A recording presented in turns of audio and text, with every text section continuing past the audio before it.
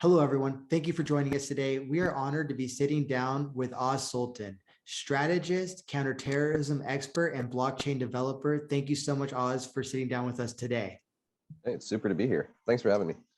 So you are focusing on the markets currently to a very insightful degree, and I'm curious to hear your thoughts on what's going on in alternative assets or just what's going on in the bigger picture right now globally. Mm-hmm. I've been doing a fair amount of work with quantum economics based out of Israel, and a lot of what we're looking at is like, how is the market shifting? One of the big things I'm seeing is that you're seeing increasing extraction with gold from the African perspective, from the Canadian perspective. I mean, we were just talking about this. Idaho, surprising to me, has a tremendous amount of gold because I didn't think the gold rush went that far west, or sorry, east, I should say, really, in that respect.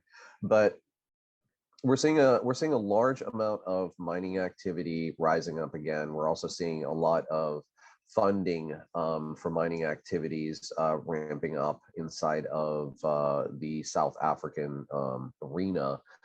And I think that stems all the way through Central Africa because there's a lot of extraction that was ongoing before.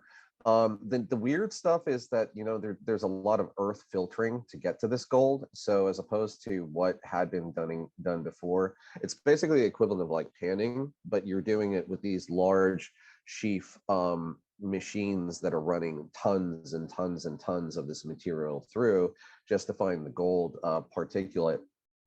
And then they're capturing all of that and they're basically refining it. What's curious about the market is, you're going to see tranches, I think, by Q1 of about 500 to 1,000 pounds of gold being dumped on the market, either in Dubai or London. And I think that what that's going to have is more of a normalizing effect than anything else in terms of stabilizing gold prices. So what we will be looking at is going into 22, potentially a little bit less volatility, right? But then the upside of this is what's going on with silver.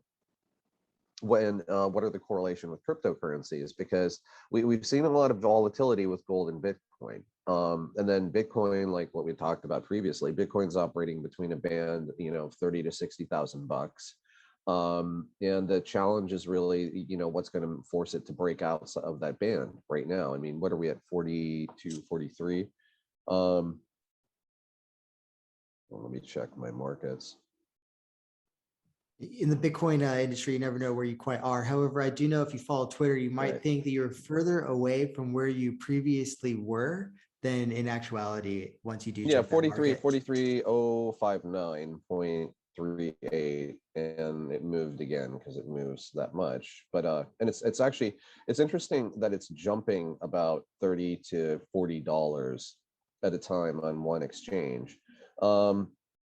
Look, there's a lot of opportunity for folks that are doing, margin trading that can actually profit off of this stuff. I think that the AI bots that are out there are kind of interesting. They're getting into the market, but they're the ones that we're testing, they're doing okay. They're not necessarily dealing the best with this market volatility. Stoic that we were testing out is currently performing at, it's like -2%, but we also fired it up about 2 days ago. Oh no, it's plus 0.36%. So it's actually doing pretty good, considering the fact that, you've got what I would call a little bit of market stagnation going on right now. But the big question is like, what are your viewers kind of looking at in terms of the market, and like what are they interested in? Because the gold perspective, I think, is going to be ongoing, that we're going to see more and more activity. The Bitcoin perspective is we're continuing to see large market players move in. At the same time, China was like I hate Bitcoin, because this, I don't know if you saw Bloomberg this morning, but China has basically said no to all cryptos, which is really strange because at the same time they're still touting their own digital RMB. And about 2 years ago, they were talking to Starbucks about trying to connect the digital RMB with the Starbucks app. And now this is concerning because a lot of your viewers might not know this, but Starbucks is about the 4th largest bank in the United States. just by the sheer amount of value that's held in their stored value cards. I think so. Two things. Generally speaking, I think what my listeners and what I'm looking at right now are essentially what will the ongoing effects of the 6 trillion that was printed in 2020 be, as well as the effects of what the IMF dubs as the Great Lockdown, that is the locking down of small businesses, namely across the globe. Eater has published reports on that, like somewhere between 30 to 50% of these businesses won't be coming back. What are the That's effects? accurate. What are the effects on the job markets of that? And then to narrow it in to now with China's stance on Bitcoin and crypto generally, I believe that they're actually also reorganizing the way in which their, I guess, state capitalist system is working. What is the big new Brzezinski dubbed commercial communism, perhaps more towards a traditional communist model. Maybe there is maybe the policy towards Bitcoin and crypto is a part of that greater policy towards capitalism generally in China. And then my next question would be, would we see Russia move in a similar direction? So there's a lot to talk about. I think also you have a lot of the effects of the mining boom on gold and silver prices is another direction we can take. But while we're there, can you talk a little further about China generally, in a geopolitical sense? Yeah, I don't think you're going to see any kind of gold stagflation. I think you're just going to see gold maintaining with the amount of gold that's being dumped on the market, because I think it's keeping it relatively level. I also don't see any wild movement right now. I haven't heard. It's interesting because like you hear a lot of things in New York. I'll get calls and my friend will be like, "Hey, I've got a guy who's got a commodity deal, blah blah blah." And like we do a lot of referral stuff, but the interesting challenge I think is going to be like how exactly do you structure your portfolios with all of that. Now on the China side of things, and also you just laid out quite a bit of things. I want to unpack that in reverse. So on the China side of things, I think what we are looking at is it is a move to what I would call more of a corporate communist state. And you can see that from the movement that was done on Alibaba over the course of the past couple of months and stepping down Jack Ma or just basically smacking him in the head. And the same thing is happening across all industries. But what's kind of curious is that as China is going in and regulating their technology industries to allow them to operate only in certain arenas and not necessarily be as dominant as they were across a lot of market segments. We have the report that came out today. Well, two things. One, Facebook basically had said that the advertising data that they had put out was absolutely inaccurate, which has it should have cascading market impacts, but it doesn't. And Facebook had engaged in suppressing the Rohingya Muslims overseas. These type of cascading impacts inside of tech companies on the east on our shores are things that we have to look at parallel path to what China is doing from a global regulatory perspective of where we're managing some of these companies.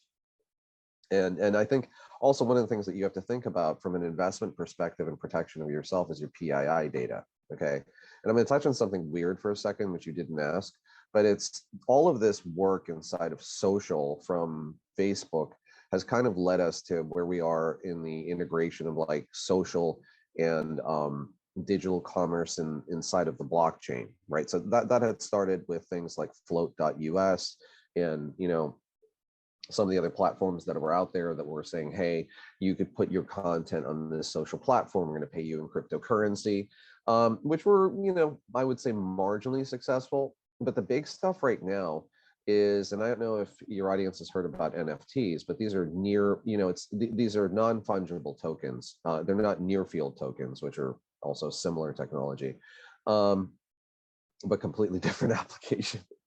But these non-fungible tokens are basically collectibles, and you can buy them, and some of them have a tremendous amount of value. Gary Vee is selling bad drawings of turkeys for 16 Ethereum right now, and calling them V friends, which I think is really hysterical. But there's a lot of these that they've created a roadmap where it unlocks access to a metaverse, it unlocks access to video games, it unlocks access two different ways for people to find revenue generation opportunities. It also unlocks access in many ways to tokens, right? So in some cases, you buy the NFT, they give you tokens, then they're going to be giving you additional tokens over time. So what you're looking at is these NFTs coming in as investment vehicles. At the same time, the market is shifting. We're ramping up on gold.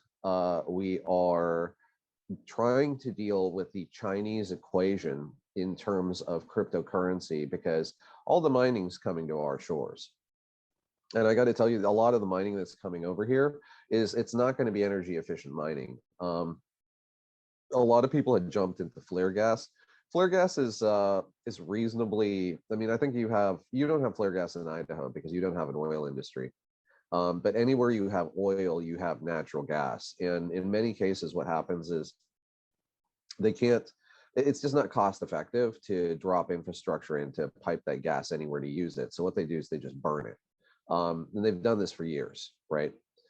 Because it comes out of the ground. They don't know what to do with it. They can't store it anywhere. They just burn it. So what they're doing is they're dropping these large generators in place that are, generating up to 375 megawatts per month in many cases, and they're dropping mining in place. And so you've got the Chinese operations coming to the US. You're seeing those operations also being rolled into SPACs, being rolled into other vehicles that are dropping themselves onto the market. And you're seeing a lot of these listings kind of coming up relatively quickly, which I think is kind of interesting.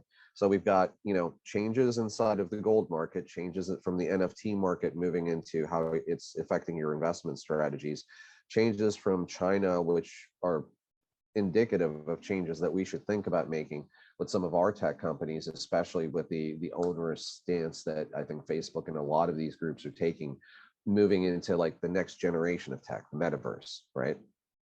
And then the last piece of this, I think, was kind of that middle question that you had. If you could refresh in between like China and then, the Russia equation, then we could touch on Russia right after that. Oh yeah, I guess a question is obviously in a traditional lens of the geopolitical landscape, you see Russia and China perhaps acting more closely together than say Russia and the US or China and the US. So I'm curious, might Russia implement a stringent anti-Bitcoin and crypto policies similar to China? Russia may, but Russia also hedges its bets quite a bit more than China does. I think what China is doing right now is they've decided that their crypto is the best crypto and all other crypto is not crypto. So you use the Chinese crypto. And I just don't think on a global basis you could sell that because people will be like, but it's just like, what's the gag? It's not like the RMB, the digital RMB has NFTs on it. It's not like they're launching projects. It's not like Ethereum. It's not like EOS. It's not like Neo. There's not a ton of people using it. It's not a ton of people building anything on it. And it's just not interesting. It's another currency, but it's a state currency. And the utility case there in between Russia and China could realistically be one of more of trade, right? Because if you look at Paraguay, and you can go back years, Paraguay and Venezuela had been settling their international debts in Bitcoin for a period of time. Now we go into the Northern Triangle in Latin America. El Salvador and Panama have jumped on the bandwagon of Bitcoin. It's fully legal there. The Chivo wallet in El Salvador, anyone, you can go to McDonald's and you can spend Bitcoin and buy a hamburger. So you've got that market proliferation there. But I think that's that odds that we're seeing right now. The way that I equate this for people to look at, because it's a very complicated landscape, is in the mid 1850s in the United States, we didn't have a central bank. Okay, what we had was you had the Idaho dollar. Now I would have the New York dollar. Okay, these were issued by our state bank. So when I came to your state, I would have to exchange my New York dollars for your Idaho dollars at whatever that exchange rate was, however that was pegged at that point in time. Or maybe I'd come into a general store and I'd need to buy, I don't know, some rope and some wheat and a few other things. and I would pay in New York dollars, and they might give me my exchange rate back in Idaho dollars, right? And that was across the United States. I mean, Virginia dollars, South Carolina dollars. Everyone had these things until, Chase actually came in and became the first. I believe he was the first head of the Fed, but I may be incorrect there. Um, but until we actually federalized this into a central currency. So that's what you're seeing inside of the global marketplace today, from the central bank digital currency perspective versus Bitcoin, because there is really no philosophical perspective moving forward. Post communism, post capitalism, a lot of these things that are bleeding into the ethos of these conversations in the crypto arena aren't necessarily matriculating in between the tautological conversations that are happening in the crypto sphere, the academic sphere, the financial sphere, right? And I think that's going to take some time. It's also going to take time for the technology to kind of come to matriculate in a way that it's going to be more mainstream, because realistically, even the investment in NFTs right now, which is significant, which is, what was it, 3 billion last month, and then we saw some decline this month. There still has to be some standards and some simplicity for the mainstream to come into play, because it's still sort of a niche market. But that leads me to your conversation about, or your question really about, the $8 trillion that's been invested so far into the economy. Right now, the Fed announced that, like, oops, we printed too much money. So what they said this morning was that they're going to start a massive tapering effort, and this is going to be at about $120 billion a month going into 2023. So on the one side, that tapering is going to be an offset against the $8 trillion, so that I don't know if we're necessarily going to see stagflation. I also don't necessarily see if we're going to see some of the challenges that we were thinking about in the retail housing market. And a lot of that is because of market movement. We may see a marginal collapse in cities like New York and San Francisco, where we've had a completely overpriced inventory for a long period of time. But places like you are in, I would say the Midwest. I think places like that, you're seeing a massive increase in residential housing pricing, and a lot of this is really because of that population movement and migration that we're seeing across the country. A lot of folks are moving to South Carolina. A lot of people are moving to Florida. A lot of people are moving to Texas, and the one thing I just want to leave on that, and then I'll get back into the tapering, is that half of America is turning purple, right? So it's not about red and blue anymore. It's about purple, and I personally think that from a political perspective, whether you're a Republican or a Democrat, we really need to figure out more ways to get along inside of that, specifically from a policy perspective. That's just like kind of my little stump speech there. But the tapering, I think will keep us keep the dollar relatively out of stagflation. There's a risk of stagflation to Q1 of next year if Biden and Yellen don't really take a couple of steps to buoy the dollar a little bit more. And I personally think that's because even with the tapering, what we're doing with this debt is a little bit quizzical. But on the flip side of all of this, I think we have to look at the commercial housing market, because as we had initially thought that there may be a residential housing crash, and it doesn't necessarily look that's actually accurate anymore, given the movement that we've had in folks across the country and the velocity that we've had of pricing inside of some of the residential markets. But the commercial market, I think, to your point about stores not coming back, right? If you go through New York City right now, Midtown, a couple other places, what you're going to see is major areas boarded up. And what you're going to see is major streets that are closed. It's more just, stores being, the streets aren't necessarily closed, but the stores are closed. And I think what that's going to lead to is a commercial crisis of some sort, because if you have all this property, unless it's fully owned, and we're talking about the carry costs of this property not being covered, and a lot of this is new property, right? We're going to see collapse inside of the commercial market, but I don't know if that's necessarily going to really affect the average mom and pop that's out there. Who will it affect? Will major corporations be able to come in a time of economic crisis and scoop up property on the cheap, especially in key neighborhoods within our cities? Well, we've seen that with BlackRock, right? I mean, a friend of mine was selling a house in Minnesota, and BlackRock came in and offered her 20% more than the highest bid and just snapped it up.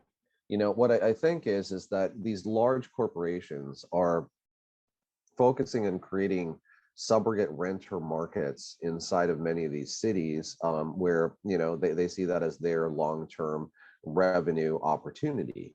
But at the same time, I think that that's reducing a lot of the inventory time home buyers, for folks that actually want to get into a house, for folks that kind of want to build a future. So as Americans, we're going to be challenged by these financial giants that want to sort of retool housing to really create America as more of a renter's market. And you see this from politicians. You see this from folks like Bill de Blasio, who's our mayor in New York. And he stipulated that he doesn't think that people should own property. Well, if you don't think people should own property, which is strange, right? Because how else do we create generational wealth? What you're really saying is that we want to create a perpetual sort of rental nanny state, whereby people have less autonomy in themselves, they have less flexibility, they have less capital carry, and they have, I personally think, less leverage. And that's largely a problematic situation. But that's going to continue if we have more, elected officials, which happen to be Democratic officials like de Blasio, kind of bringing these types of policies forward. And I can understand them from the equitable standpoint of, sure, we should provide everybody housing, but at the same time, these rental units continue to increase in price. A 2-bedroom in New York right now is averaging about $2,500 to $3,000. 3-bedroom will run you $3,000 to $4,000 a month. Okay, so yeah, compared to what the rents are across the country, I get people telling me that $3,000 a month will buy me a 7-bedroom home in Texas, and I'm like, it will, but what's your build cost and what's your cost of living index? Our cost of living index in New York is over 140. It's like one of the highest in the world. The cost of living index in South Carolina might be something like 50. Build cost per square foot in South Carolina might be $150 a square, which is expensive. Here it's over 1,000. There's a lot to talk about there. I think one thing that when I look further out at what I would term corporatist entities potentially buying up property on the cheap or continuing what BlackRock's done, is that if we look further out, we might be seeing a redesigning of the American city landscape. And in whose vision would that be? I think that when we kind of look around experiments that have been taking place around the globe, Africa comes to mind, maybe Acon City comes to mind, for instance. We could see a kind of a certain city neighborhoods being turned into kind of smart cities. And what are the implications of that, especially if everyone's a renter? You know what? This isn't going to come off real well. I spent a couple years working with the Smart City Initiative out of Graz, Austria. And they've some really interesting ideas, okay? But the problem is that they move at that European pace, which annoys the hell out of Americans, it's like from slow to tepid. And that's what they've been doing for years. And meanwhile, at the same point in time, we look to Doha, we look to Dubai, we look to Saudi Arabia with their NEOM, NEOM project, right? And I mean, the friggin' Saudi Arabia has female F1 drivers and a digital transformative cities that they're dropping that are putting a lot of the cities in the West behind. I mean, no one really thought that, like, where would we see kind of like that whole Neo Tokyo from anime concept? You're seeing it in the Middle East, and you're seeing the rise of it very quickly. with smart cities that are fully integrated, that have autonomous systems by which they can move goods and other things. At the conversations that we've had in New York, they're oblique conversations that I often find that there's a academic or a corporate elite that really are completely out of touch with the average mainstay Joe America person. I don't think these people have ever been out to Queens, okay? Because they start talking about distributed systems of moving it's like intermodal systems. And what intermodal is basically like train systems, right? So they're talking about putting train systems in to move goods in a way that would really only work in communities that were kind of like your gentrified first world communities of Williamsburg or, Gatlinburg or Fort Worth or a variety of other places across the country, but they're not necessarily going to work inside of areas where you've got a lot of poverty, you've got a lot of economic issues, and you have existing transportation issues. There's this big dissonance from the smart city people where they just don't seem to be able to get it's like, yeah, I get that's philosophically what you want to do, but the reality is bad, bad transportation systems, lack of access, lack of infrastructure. And how exactly do you plan on doing that when you've got a massive economic divide for a lot of these people? And there's, as Trump had talked about, there was a massive need for job retraining and skilled training, right? I'd like to see the Biden administration investing inside of that, because regardless of who our president is, there's a need to move America forward. There's a need to retrain millions of Americans into skilled labor jobs that isn't happening right now. And we've got a lot of people drifting. And inside of this COVID arena, I mean, look, everyone's got the opportunity to take some time and figure out what's next. But if they don't necessarily have access to those training opportunities, or, it's like what we're talking about with the ramp up inside of some of the cities that you're dealing with, right? That Midwestern tech boom, if people don't know about that, if they're unaware of these things, if they don't understand the technology, if they can't get into those ecosystems, they're going to continue to be disenfranchised. And that's really the bigger issue that we have to deal with inside of everything, with a risky dollar, economic tapering, the changes in the blockchain industry, and the changes in commodities. When we look at, actually we can extend this out a little bit at say pre Federal Reserve USA, and then also what we've seen with, as you put it, the Federal Reserve suggesting they might be putting the brakes on easy money. What will what have been the overall effects over that 150-year period, and also since the 2008 global financial crisis? From my view, I think that if we have not invested in infrastructure over the last 10 years, then we're not likely to invest in it over the next 10 years. Oh, I think we're likely to. I think, look, if Biden doesn't do it, the next president will do it, whether that's Kamala or Trump.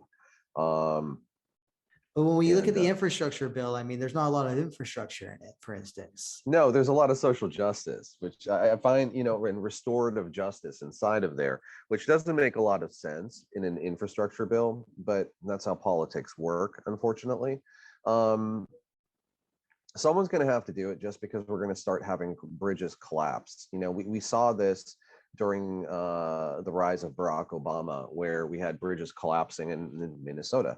And I think we're going to see this with crumbling infrastructure across the United States, because, the Eisenhower highway system, which took us to, songs like Route 66 and all this other stuff that really connected America, were a big change. I mean, when I talked to my grand uncle who had passed in 2011, he was talking. So it's interesting. My family is very interesting because we're largely Muslim, but there's like Jews and Christians on the, so it's like a pie of Muslims with a crust of Christians and Jews. So he was Jewish. And one of the things that he talked about was when he was growing up, prior to the Eisenhower system, for them to go to Florida, okay, because mind you, not everyone flew back then. We're talking like, that stuff was coming up in the 40s and 50s. He's talking about that period. they had to take state roads. Okay, so you would have to drive state roads from New York, or state roads from, the family had a footprint in Ohio, all the way down to Florida. And that took a very, very, very long time. It wasn't just like you could hop on 95 and shoot the whole way down and it was 18 hours. It would take them maybe 24, 35 hours to get down there. They'd have to stop at all these little inns and motels. And, we've seen the same way that the Eisenhower freeway system, or highway system rather, transformed America, but also decimated a lot of those small towns because no one was traveling on those roadways anymore, right? We've seen the massive financial transformation of America from the 1850s forward into the Federal Reserve, into the complicated monetary policy that we have today. But the challenge I have is that we live in a world where there's a lot of fiscal products that have been created by a handful of people, where every time, whether it's Yellen or Bernanke or whoever it was talks about it, they say these are complicated financial products that should only be handled by adults, is basically what they're saying, right? And what they're talking about is they don't want you to have access to these products.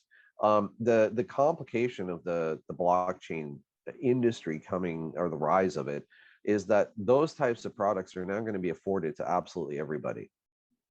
You could have an automated trading bot that's just as complicated as something that's being used by a hedge fund manager on your phone, right?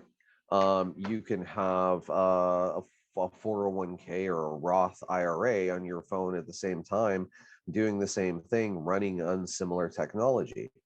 These things are now being afforded to consumers in an increasing way.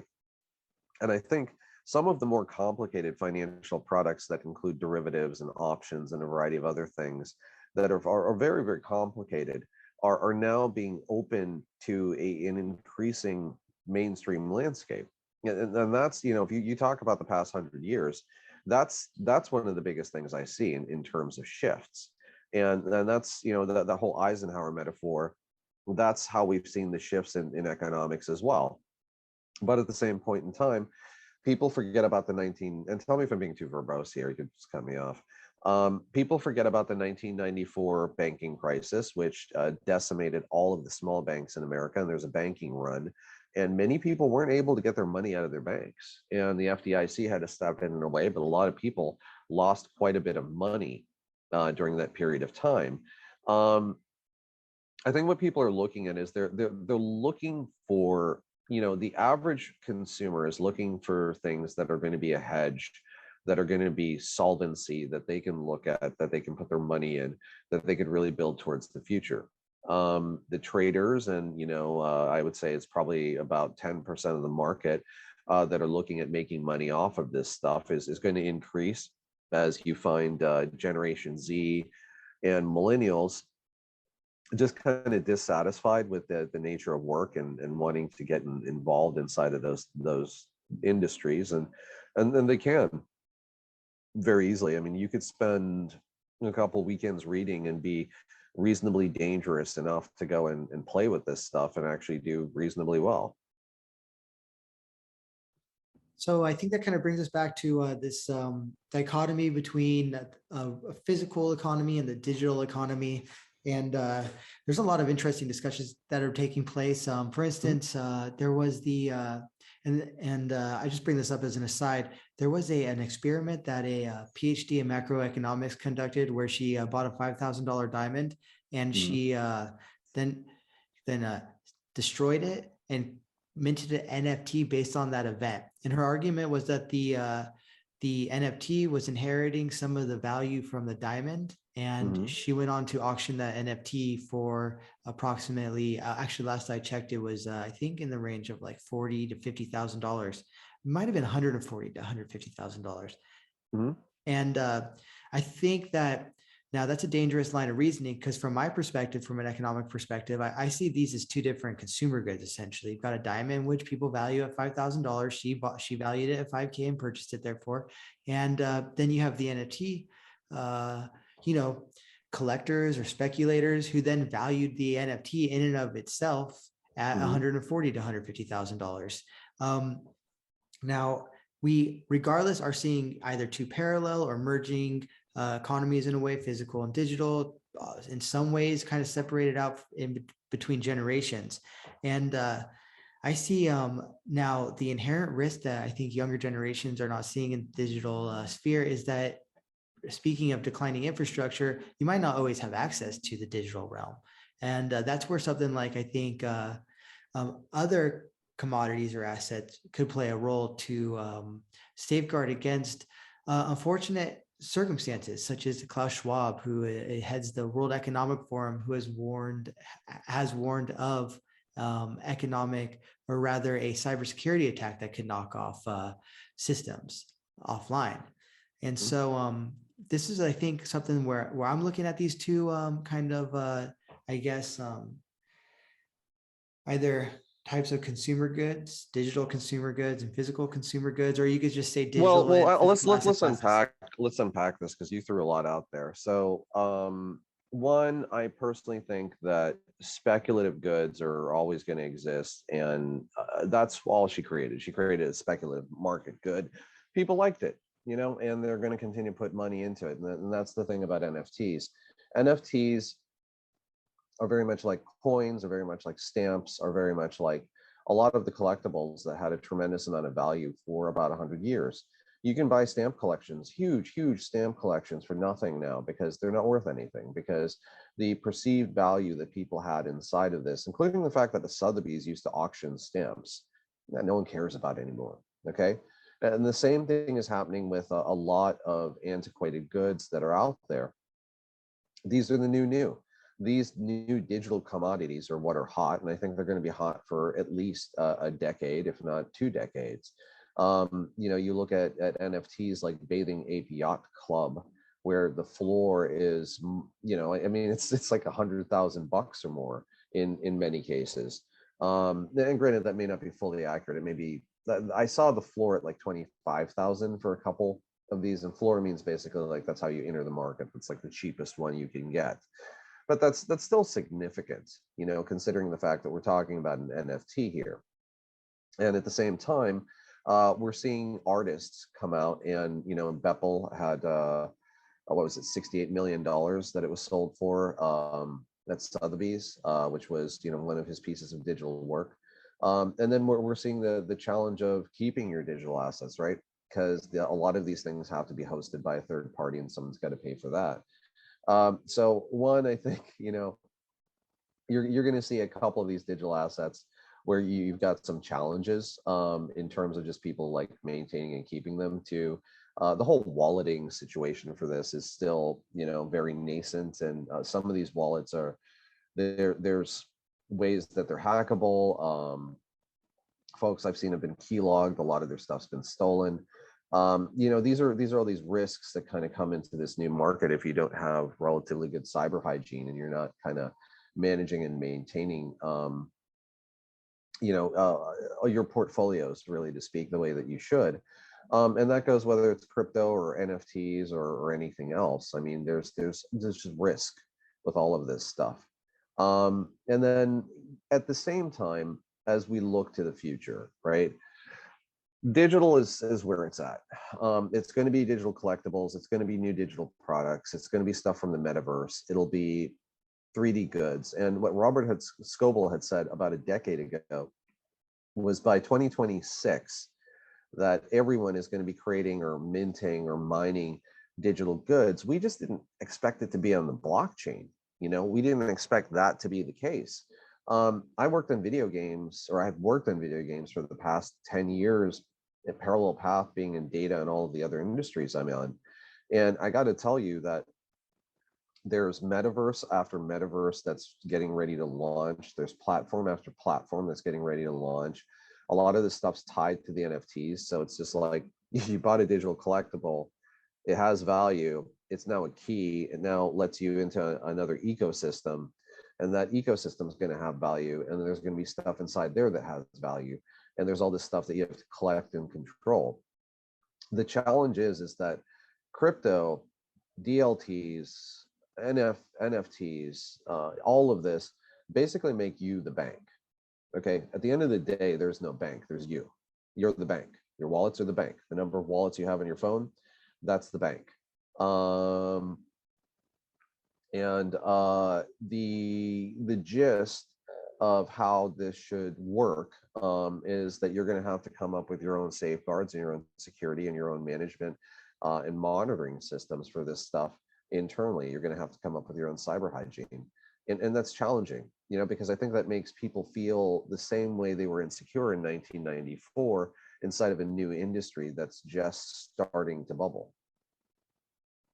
I see massive counterparty risk with our hardware in this new normal, if you will. I think that it's a question that a few have been considering, although I think that a lot of kind of cyber veterans have been working on this issue. We can look at Blockstack, which is essentially trying to create I guess it's Stacks now, create a Bitcoin-based new internet. And then on the hardware front, there is a very interesting company who's creating hardware as an alternative to PCs and Apple. We can look back at the history of PC hardware, and it's riddled with issues and patches that are needed, and increasingly privacy concerns as well. So how do you kind of, especially from the viewpoint of, I guess, counterterrorism and cybersecurity, how do you see the new banks, which is 8 billion individuals, minimizing this counterparty risk? Oh, they're going to have tons. People are going to be ripped off right and left because they're not paying attention. And that's the sad part about this is that they really should be paying a little bit more attention. There should be more education on this stuff.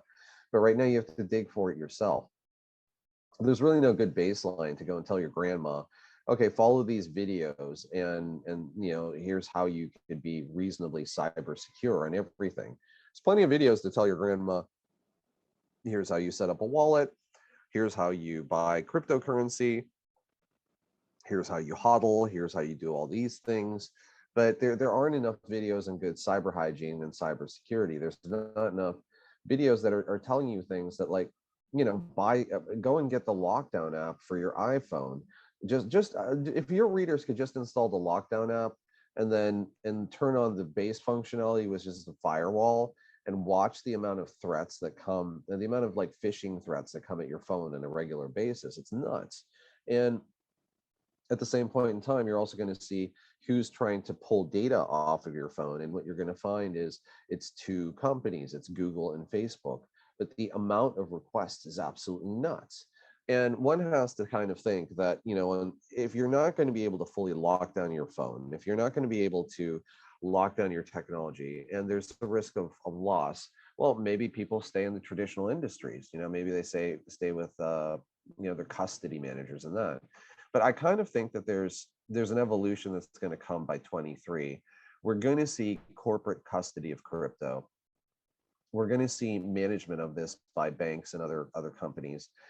Between the Alaska regulations, the Wyoming regulations, and some of the other stuff that's coming out, the OCC has basically said that banks can be custody of crypto. They got to figure it out now, right? Because they're not really good custody of like your CDs at this juncture. So one has to question, the utility of them managing digital assets in that respect. But that's really what's coming, and that's the era that we're in. And those are the risk scenarios that I think the average consumer has to think about.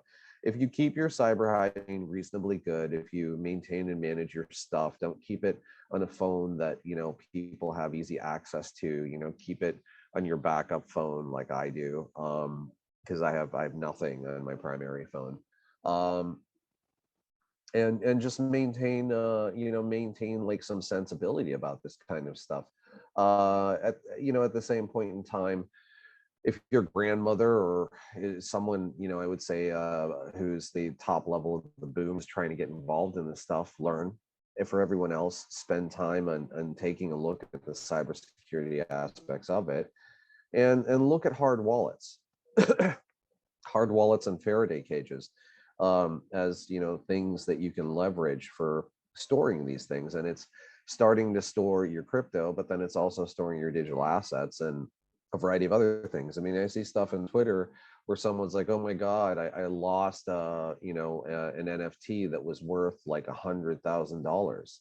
But at the same point in time, I see people that are picking stuff up for a portion of Ethereum, watching it ride up to like 10, 20, 30.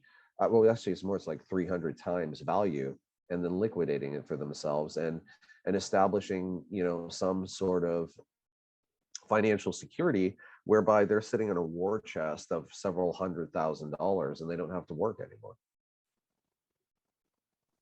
So I find it, I want to dive a little deeper into the precious metals markets and why you see beyond mining, those not much movement from those goods or commodities, despite the fact that we are seeing increases in food prices, for instance, et cetera. Now, we have seen in the silver market, interestingly enough, kind of a divorce from the physical market and the paper markets. For instance, I believe while silver is traded on the COMEX right now at around $23 approximately. I haven't checked in a while. However, with the silver market, you don't need to check as frequently as with the Bitcoin market. However, Right. you can't get physical for less than $30 approximately. I would take a gander that should we see a market crash, perhaps Evergrande will kind of lead into that. And silver drops to say $12 to $14 as it did during the COVID lockdown crash. You wouldn't be able to procure it for less than $30 from retailers. So I'm You're not, curious. you're not going to be able to. You would have to be buying at the commodity level in order to get that type of pricing. And that's the dissonance of the markets in between what retail purchasers are able to get and what the consumer market is able to get. I mean, for most people who are buying silver, it was one of these late night infomercials where you have some guy talking about silver coins, and then they're going online and they're saying, oh, I'll spend X for these silver coins, and you're still paying over the value of the coin.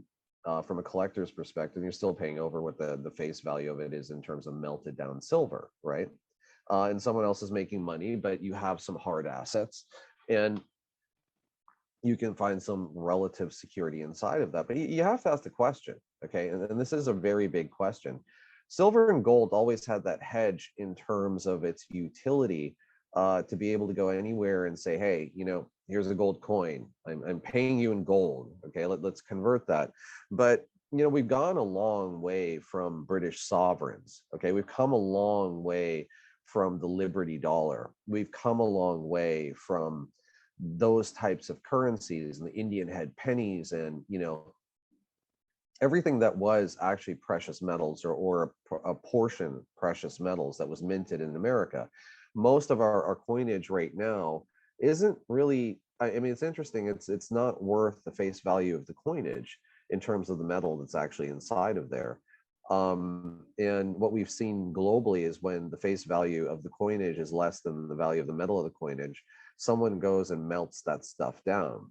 We saw that with pesetas in Latin America, where for a period of a couple of months, I believe this was in the 90s, you had a couple of generals say, oh, okay, well, the currency was devalued, so it's worth more as metal now than it is the face value of the currency. So they accumulated tons and tons and tons of their, pesetas, their pennies, melted it down, and the country had like no small change. So I see things like that happening. I see capital runs happening. I see a variety of challenges happening, and I see risk, but if you can figure out ways by which you're balancing this stuff, if you can figure out ways by which you and your family, really is what it's coming down to, can manage how you store it, how you custody it. And also, here's the other thing, okay? Private keys. No one talks about this stuff. If you're not managing the private keys on these things and have them stored somewhere where if you die, you can pass it on, you end up with the Matt Mellon problem. Matt Mellon I knew him vaguely, and he was friends with a bunch of my friends, but he died, and about $40 million worth of crypto just got locked up. They may never be able to access it. And, it's continued to increase in value. I mean, it's probably worth a lot more right now. but this happens on a consistent basis over time. And I think that's the last thing that folks have to think about is, you know, you think of, most people don't think about a will. With crypto, you should be thinking about like, what is the path by which you want to ensure some sort of continuity if something happens to you and folks have to get, you know, someone else in your family has to get access to this. This brings me, actually, it reminds me of a story I read recently out of Los Angeles where the FBI went into a US private vault facility and essentially emptied it out under the guise of that some of the customers and the owners were aware that it was being used for money laundering, and particularly tied to cannabis, which is legal in California to buy and sell. However, the argument by the FBI was that those buying and selling had applied, for instance, in one case, but failed to get a license. However, with very little evidence or due process, the FBI was able to essentially empty out this place, and many people were, many innocent bystanders had their funds taken as well. One gentleman in LA fought to get it back. They essentially argued that it was proceeds of drug sales because I think he moonlighted as a bong maker, a glass bong maker. And they said that he was also selling and buying and selling cannabis. This turned out to be untrue, and he was able to recoup his money. However, imagine in a case where you have your will set up and you have your private, your seed in the vault. This is one path. Now all of a sudden the path might for families get a little bit more difficult when it comes to a will in crypto and Bitcoin. Well, I think it's more than that. I think we're, with the banking sitch, I think we're going to run into a Molly Maguire issue. And I just shared, and I know, I mean, I grew up in Pennsylvania, so, you know, we know this stuff, like what they used to do. You have to remember, in this country, it used to, like, you used to have signs that said no blacks, no Irish. Okay. And the Irish were treated as bad as African Americans in this country. But if you look at the Molly Maguire issue, from what happened in the late 1800s, it was I think 1884, what you had was you had a large corporation get involved with the courts, and thugs really who were you know, who became Pinkerton and some of these companies that exist today, but they were basically set up to break unions and break, you know, mining organizations at that time. They just hung a bunch of Irish dudes because they didn't like them. And I think the challenge that we have on a local basis across the country, in terms of loss, in terms of theft, in terms of a lot of things, we have to look at the Molly Maguires. Like, that's the worst case situation, but we could end up with some worst case situation stuff out there. In terms of the wills and everything else, if you don't put basic cyber hygiene and some basic protocols where you're like, okay, I have all my private keys for these wallets stored in this safety deposit box at that bank where it's paid through 2030. Okay, because guess what? Safety deposit boxes are like nothing. I mean, you could throw a couple $100 at this and you're covered for a few years. But it's that type of a thing, that type of thought process that the average American has to pick up if they're actually going to get inside of this market. And especially if they're going to invest a lot of money in this market, because what happens next, and, you know, what's the succession thought for your own assets? Just to read an excerpt about the Molly Maguires real quick from historian Harold Arendt. He said that what took place back then was, quote, one of the most astounding surrenders of sovereignty in American history. A private corporation initiated the investigation through a private detective agency. A private police force arrested the alleged offenders. The coal company attorneys prosecuted them.